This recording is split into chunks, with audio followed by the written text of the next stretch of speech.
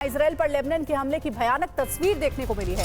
उत्तरी इजराइल पर बहुत बड़ा अटैक हुआ है। गलील इलाके में भी कई ड्रोन स्ट्राइक किए गए। इजराइल का दावा है कि ज्यादातर ड्रोन मार गिराए गए हैं। ये देखिए, आपको दिखा रहे हैं पूरा वीडियो, कैसे ये बड़ा हमला हुआ है और कहा जा रहा है कि इसमें कई ड्रोन मार गिराए गए हैं। और ये दावा इजराइल की ओर से किया जा रहा है। कहा जा रहा है कि गलील इलाके की ये तस्वीर है जहां एक के बाद एक कई ड्रोन से अटैक हुआ है।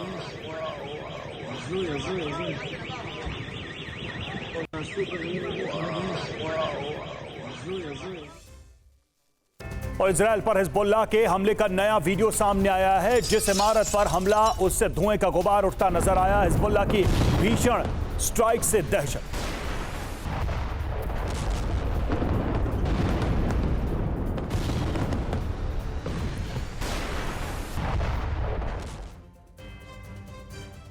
हिजबुल्लाह ने इजराइल पर जबरदस्त हमला किया है। इजराइल में लेबनानी हमले से तबाही मची हुई है। हिजबुल्लाह के अटैक के बाद धू-धू कर जली इमारत।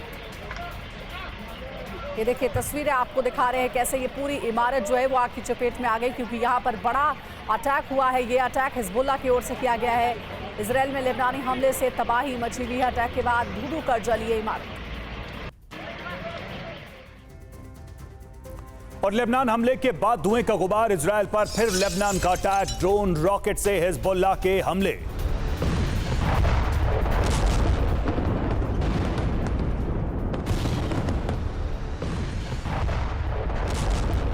देखिए, इजराइल पर लेबनान की तरफ से लगातार हमले किए जा रहे हैं और इसमें ड्रोन से लेकर रॉकेट्स का भी इस्तेमाल किया जा रहा है। तस्वीरों को देखकर अंदाजा लगा सकते हैं कि हमला कितना भयानक और लगातार हो रहा है। इजराइल के तेल अवीव में ब्लास्ट हुआ है। तेल अवीव के गश डैन इलाके में ब्लास्ट हुआ। ब्लास्ट के बाद मची अफरा तफरी।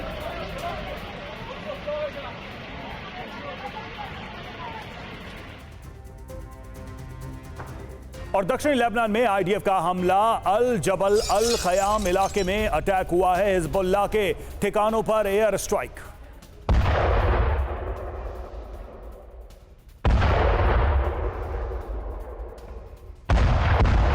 एक तरफ हिजबुल्लाह इजराइल पर हमले कर रहा है, वहीं दूसरी तरफ इजराइल की तरफ से आईडीएफ की तरफ से भी लगातार हिजबुल्लाह के ठिकानों को निशाना बनाया जा रही है। तस्वीरें हैं अल जबल और अल खयाम इलाके की, जहां पर हिजबुल्लाह के ठिकानों पर एयर स्ट्राइक की गई है आईडीएफ के द्वारा।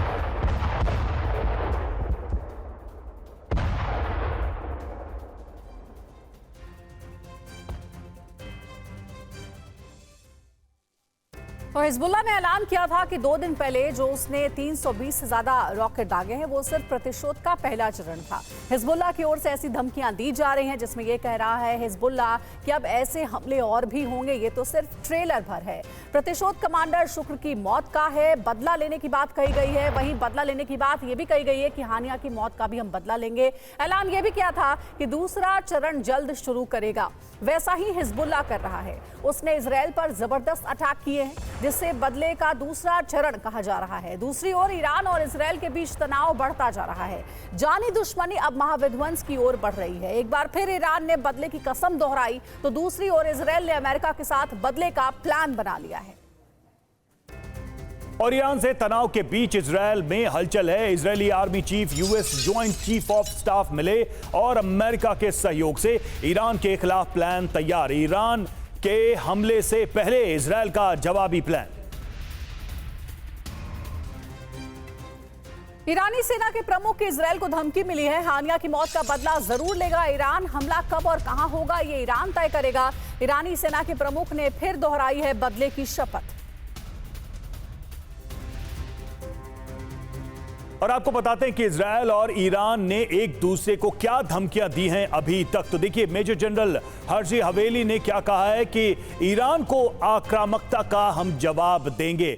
दूसरी तरफ यह धमकी दी जा रही है इजराइल को कि हानिया की मौत का बदला हम जरूर लेंगे। इस तरह से लगातार दोनों एक दूसरे को धमकियां दे रहे हैं। इजराइल की तरफ से धमकी, ईरान की दादागिरी बढ़ती जा रही है। तो इजराइल को यह धमकी ईरान की तरफ से कि इजराइल ने जो किया वो माफी के लायक नहीं है। कहा यह भी जा रहा है कि ईरान की दादागिरी बढ़ती जा रही है। तो बाघेरी ने भी फिर से एक बार ललकारा। ये देखिए, आपको हम दिखा रहे हैं, अमेरिका की मदद से काउंटर अटैक करने की बात कही गई है। तो वहीं बदले का वक्त और पैमाना हम तय करेंगे, ये बात बार बार दोहराई जा रही है ईरान की ओर से। इजराइल ने जो किया वो माफी के लायक नहीं है। हर्जी हवेली ने ऐलान किया है, अमेरिका की मदद से ईरान को हम काउंटर करेंगे। और बघेरी ने भी साफ कर दिया है कि हमला जरूर होगा, वक्त और तरीका वो तय करेगा। और वहीं एक और अहम खबर, आज रूस पर बड़ा हमला करेगा यूक्रेन। यूक्रेनी राष्ट्रपति ज़ेलेंस्की ने इस बात के संकेत दिए हैं। F-16 से जवाबी हमले की तैयारी में है यूक्रेन। सारातोव अटैक के बाद रूस ने किया है भीषण हमला।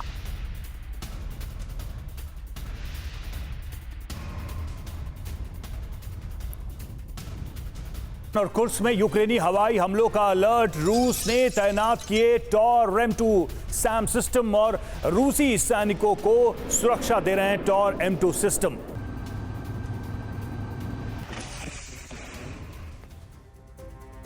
वहीं कुर्स्क में रूस यूक्रेन में भीषण जंग जारी है। यूक्रेनी टैंक पर रूस ने किया है हमला। रूसी हमले में यूक्रेन का टैंक क्षतिग्रस्त हो गया है।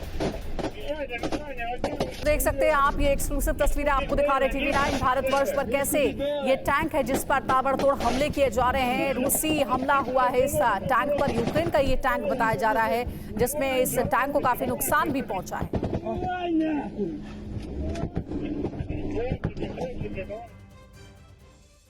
रूस यूक्रेन वॉर जोन्स के खार्किव फ्रंट से TV9 भारतवर्ष संवाददाता विपिन चौबे की एक्सक्लूसिव रिपोर्ट आपको दिखाते हैं। दुश्मन को चकमा दे पाने में पूरी तरह से सक्षम है वो इलाका हम आपको दिखा रहे हैं, और ये घुप अंधेरे के बीच में। और एक बार पॉसिबल हो तो लाइट लगाइए, क्योंकि अंदर आपको तस्वीरें नजर नहीं आएंगे वीरेंद्र। और फिर हम आपको उस ब्रिज की तस्वीर दिखाएंगे जिस ब्रिज को रशियन फोर्सेस ने तोड़ दिया था संभवतः, और उसके बाद फोर्सेस इधर नहीं आ पाई थी।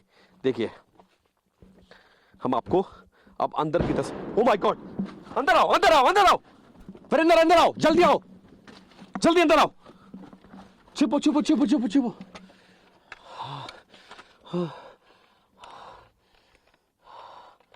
आपको आवाज सुनाई दी होगी, थोड़ा सा वीरेंद्र पीछे, थोड़ा पीछे, थोड़ा पीछे, थोड़ा पीछे। ये देखिए, ये छिपने के लिए सबसे मुफीद जगह है। अभी आपने तोप के गोले की आवाज सुनी होगी आपने। और जब भी ऐसा कुछ अटैक होता है तब ये नॉर्म्स है कि आपको किसी बंकर का सहारा लेना है, तुरंत आपको छिपना है, बाहर खतरा बड़ा हो सकता है। और ये वो बंकर है जिसमें फौजें छिपती हैं। एंड अगर आप सामने देखेंगे, मैं आपको वो ब्रिज की तस्वीर अब दिखाऊंगा। वो ब्रिज जो यूक्रेन, ये रास्ता आगे जाता है, और ये रास्ता रशिया की फौजों ने जब हमला बोला था तो इसी रास्ते से आगे बढ़ते हुए इस ब्रिज को तोड़ डाला गया था। अब उस ब्रिज के इलाके में हम आ गए हैं। अब आपको हम दिखाते हैं। ये देखिए, बहुत सारी चीजें हैं यहाँ पर जो हमें नजर आ रही है, और हमें उस टूटे हुए ब्रिज की तस्वीर वीरेंद्र जरा दिखाइए। रशियन फोर्स, माफ करिए, अब जो इंफॉर्मेशन है वो ये है कि रशियन फोर्स जब रशिया की तरफ से होते हुए यूक्रेन में दाखिल होने की कोशिश कर रही थी तो उस ब्रिज को तोड़ा गया था। और अब खबरों में आगे बढ़ेंगे, जम्मू कश्मीर की बात करेंगे। जम्मू कश्मीर चुनाव को लेकर आखिरकार कांग्रेस और नेशनल कॉन्फ्रेंस में सीट शेयरिंग फॉर्मूला तय हो गया है। देर रात कांग्रेस महासचिव केसी वेणुगोपाल ने इसकी जानकारी दी है। 32 सीटों पर बताया जा रहा है कि कांग्रेस लड़ेगी चुनाव, वहीं 50 सीटों पर नेशनल कॉन्फ्रेंस चुनाव लड़ेगी। एक सीट पर Jammu Kashmir national panthers party और CPIM लड़ेगी चुनाव, वहीं 6 सीटों पर होगी फ्रेंडली फाइट। और कांग्रेस नेशनल कॉन्फ्रेंस का सीट शेयरिंग फॉर्मूला क्या है वो भी आपको बता रहे हैं। कांग्रेस 32 सीटों पर चुनाव लड़ेगी। वहीं नेशनल कॉन्फ्रेंस की बात करें, 50 सीटों पर उम्मीदवार उतार रही है नेशनल कॉन्फ्रेंस। इसके अलावा Jammu Kashmir national panthers party 1 seat पर और CPIM 1 सीट पर उम्मीदवार उतार रही है। 6 सीटों पर फ्रेंडली फाइट के लिए सहमति बनी है दोनों दलों के बीच में। सीट शेयरिंग फॉर्मूला तय होते ही कांग्रेस ने देर रात प्रत्याशियों की पहली लिस्ट भी जारी कर दी है। कांग्रेस की पहली लिस्ट में 9 प्रत्याशियों के नाम है। त्राल, अनंतनाग, डोडा सीटों पर प्रत्याशियों का ऐलान। भद्रवाह, बनिहाल सीट पर भी घोषित किए गए हैं प्रत्याशी।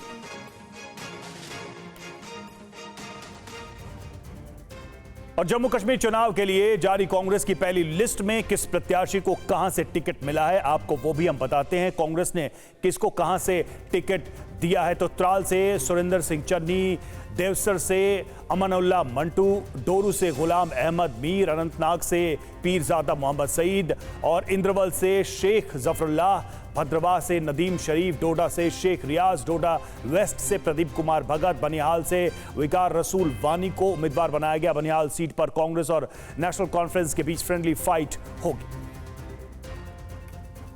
और अब बात करेंगे किसान आंदोलन पर दिए कंगना के विवादित बयान की। कंगना के बयान को लेकर राहुल गांधी ने बीजेपी पर हमला बोला है। राहुल ने सोशल मीडिया पर लिखा, कंगना का बयान बीजेपी के किसान विरोधी होने का एक और सबूत है।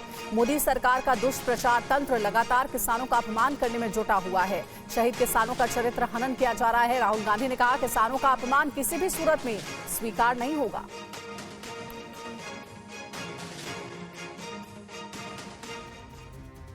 और कंगना के बयान पर निशाना साधते हुए राहुल ने सोशल मीडिया पर लिखा है कि किसानों के से किए वादों को पूरा करने में नाकाम मोदी सरकार का दुष्प्रचार तंत्र किसानों का अपमान करने में जुटा हुआ है। 378 दिन चले मैराथन संघर्ष के बाद के दौरान 700 साथियों का बलिदान देने वाले किसानों को बीजेपी सांसद ने बलात्कारी और विदेशी ताकतों का नुमाइंदा कहा। यह बीजेपी की किसान विरोधी नीति और नीयत का एक और सबूत है। ये शर्मनाक किसान विरोधी बोल पश्चिमी उत्तर प्रदेश, हरियाणा और पंजाब समेत पूरे देश के किसानों का घोर अपमान है, जिसे किसी भी सूरत में स्वीकार नहीं किया जा सकता।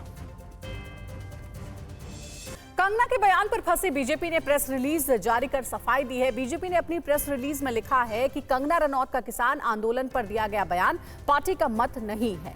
बीजेपी कंगना रनौत के बयान से असहमत है। पार्टी की ओर से पार्टी के नीतिगत विषयों पर बोलने के लिए कंगना रनौत को ना तो अनुमति है और ना ही वो बयान देने के लिए अधिकृत है। भारतीय जनता पार्टी की ओर से कंगना रनौत को निर्देश दिए गए हैं कि वो इस प्रकार के बयान भविष्य में ना दें। और कंगना के बयान के बाद जहां विपक्ष बीजेपी पर हमलावर है, तो वहीं किसान नेताओं ने भी कंगना के बयान पर आपत्ति जताई है।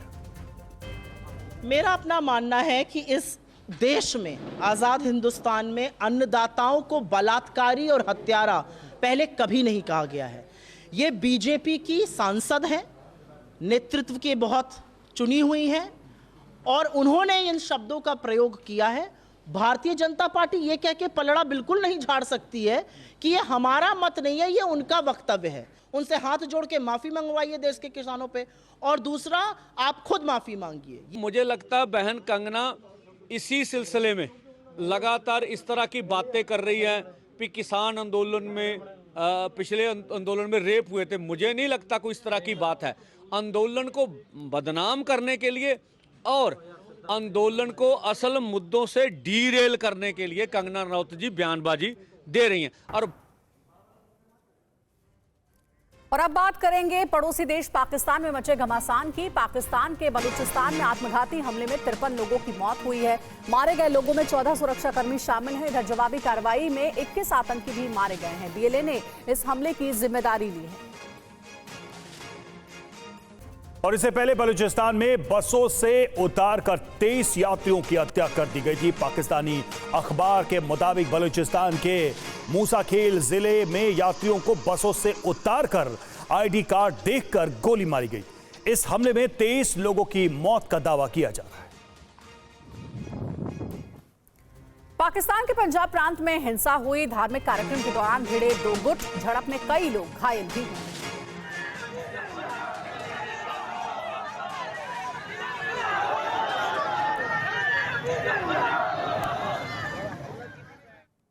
और पाकिस्तान के ताजा हालात को बयां करती ये 3 तस्वीरें हम आपको दिखाने जा रहे हैं। बलूचिस्तान में आत्मघाती हमले में 53 लोगों की मौत हुई, तो वहीं बलूचिस्तान में ही बसों से उतारकर यात्रियों की हत्या का मामला सामने आया।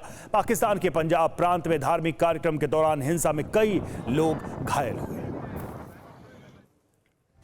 और अब बात करते हैं देश के कई राज्यों में बारिश के बाद बिगड़े हालात की।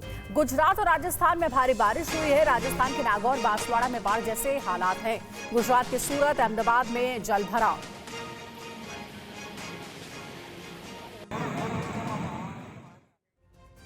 राजस्थान की बात करते हैं। राजस्थान के नागौर की तस्वीरें आपको दिखाएंगे, जहां ट्रैक्टर पर बैठकर उफनती नदी पार कर रहा एक युवक अचानक ट्रैक्टर से नीचे जा गिरा। इस दौरान पानी का बहाव इतना तेज था कि युवक देखते ही देखते पानी में बहने लगा। गनीमत रही कि ग्रामीणों ने मिलकर युवक को पानी से बाहर निकाल लिया। तस्वीरें आप देखिए। और आगे तस्वीर आपको दिखाएंगे गुजरात के वलसाड की। गुजरात के वलसाड में औरंगा नदी में बाढ़ आने के बाद लोगों की परेशानी बढ़ गई है। बाढ़ के कारण हनुमान बागड़ा वलसाड रोड बंद है। वहीं गुजरात के वडोदरा में हालात और भी ज्यादा खराब हैं। वडोदरा के कई इलाकों में पानी भर जाने से लोगों को परेशानी का सामना करना पड़ा है। कुछ इलाकों में हालात ऐसे हैं कि पूरी कार ही पानी में डूब गई।